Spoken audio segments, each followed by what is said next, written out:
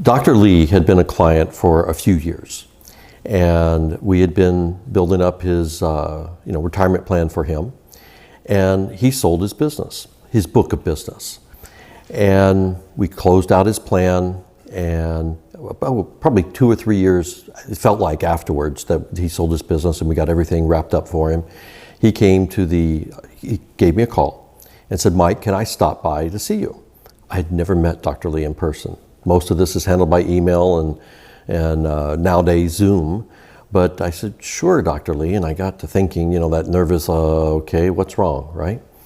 Well, as Dr. Lee came in and he sat down, and I said, we caught up on how he's doing, what he's up to, and things along that line, where he'd been. And then he said, "Mike, I just wanted to come in and thank you." I'm like, okay. And he said, when I retired, I had almost as much money in my plan, close to $2 million, as I had in my selling the book of business. So basically, I was able to double the nest egg that I'm retiring on because we did this defined benefit plan. And I said, "Well, that's really cool." He goes, No, you really don't understand.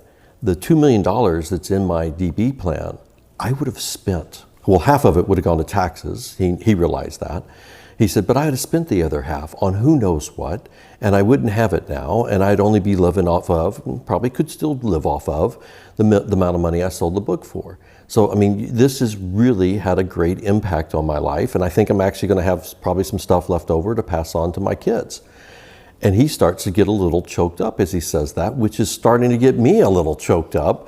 But I love telling this story because it shows us what we do for the small business owner and the power that it has to give them something to retire on that is far more than just the value of their business or the value of their home, because most of the time that's all small business owners have when they get ready to retire.